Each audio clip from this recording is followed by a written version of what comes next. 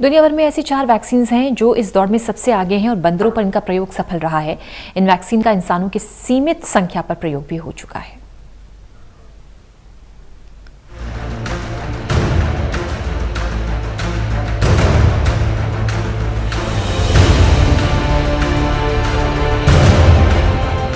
विश्व में बहुत तेजी से संक्रमण फैलता जा रहा है, आंकड़ा बढ़ता ही जा रहा है और रोकथाम का वैक्सीन के अलावा कोई और उपाय नहीं दिख रहा।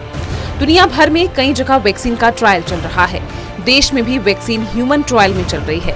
दुनिया भर में 25 से ज्यादा कंपनियां कोरोना वैक्सीन का ट्रायल कर रही हैं, जिसमें से 2 कंपनियां भारत की हैं। दुनिया भर में 4 ऐसी वैक्सीन हैं जो इस दौड़ में सबसे आगे है और बंदरों पर इनका प्रयोग सफल रहा है।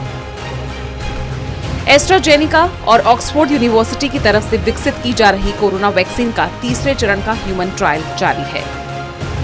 इसे जिन वॉलंटियर्स को दिया गया था, उनके शरीर में वायरस के खिलाफ लड़ने वाली एंटीबॉडी के साथ साथ व्हाइट ब्लड सेल्स के किलर सेल्स टी सेल्स भी पाए गए हैं। नीदरलैंड को भी वैक्सीन के ट्रायल में बड़ी कामयाबी मिली है।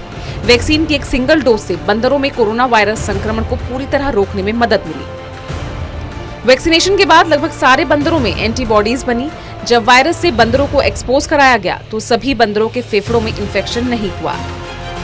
6 में से 5 बंदरों की नाक में भी वायरस की मात्रा नहीं मिली। रूस और चीन की एक वैक्सीन दुनिया भर में सबसे आगे है। ये दोनों भी इंसानों पर ट्रायल के एडवांस स्टेज पे हैं। रूस ने 10 अगस्त तक दुनिया की पहली कोरोना वायरस की वैक्सीन को मंजूरी देने की योजना बनाई है। अमेरिका की मॉडर्ना इंक की वैक्सीन इंसानों पर पहले ट्रायल में भी सफल रही। मॉडर्ना की वैक्सीन के बंदरों पर ट्रायल के नतीजे भी शानदार रहे थे। यानी अब तक कुल 4 वैक्सीन ऐसी रही है जिन्होंने बंदरों में पूरी तरह कोरोना इन्फेक्शन को खत्म करने में कामयाबी पाई है। वहीं ऑक्सफोर्ड यूनिवर्सिटी के टीके का भी बंदरों पर परीक्षण सफल रहा है। टीका लगने के बाद बंदरों में प्रतिरोधी क्षमता पैदा हुई और उनमें वायरस का प्रभाव भी कम हुआ। शोधकर्ताओं ने पाया कि वैक्सीन यानी टीका बंदरों को कोविड-19 से होने वाले घातक निमोनिया से बचाने में सफल रहा। दरअसल कोरोना के संक्रमण के बाद फेफड़ों में सूजन आ जाती है और उन्हें एक प्रकार का द्रव्य भर जाता है। इसी सफलता के बाद ऑक्सफोर्ड ने इंसानों पर परीक्षण शुरू किए थे, जिसके प्रारंभिक नतीजे भी सफल रहे हैं। शोधकर्ताओं ने कहा कि अध्ययन ये संकेत देता है कि ये टीका भले ही संक्रमण या उसके प्रसार को ना रोक पाए, लेकिन ये बीमारी को जानलेवा नहीं बनने देगा। इस परीक्षण के बाद ऑक्सफोर्ड ने जुलाई में इंसानों पर परीक्षण के लिए 8000 वॉलंटियर्स की भर्ती की थी।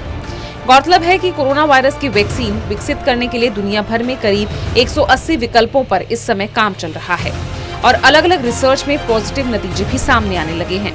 इस बारे में स्वास्थ्य मंत्रालय ने बताया कि विश्व में 24 वैक्सीन उम्मीदवार क्लिनिकल इवैल्यूएशन में हैं। एक बार तीसरा चरण पूरा होने के बाद ही ये उम्मीदवार थोक में वैक्सीन बनाने के लिए मंजूरी ले सकते हैं और इसे बनाना शुरू कर सकते हैं। केंद्रीय स्वास्थ्य मंत्रालय ने कहा कि पूरी दुनिया में सिर्फ 3 वैक्सीन उम्मीदवार ट्रायल के तीसरे चरण में पहुंचे हैं। इन 3 उम्मीदवारों में एक अमेरिका का है, दूसरी ब्रिटेन ऑक्सफोर्ड यूनिवर्सिटी की वैक्सीन है और तीसरी चीन की वैक्सीन है। जानकारी के लिए बता दें कि इंसानों की नाक में कोरोना वायरस को अपनी कॉपी बनाने से रोकना बहुत महत्वपूर्ण है, क्योंकि इससे संक्रमण को फैलने से रोका जा सकता है। Special desk, total news.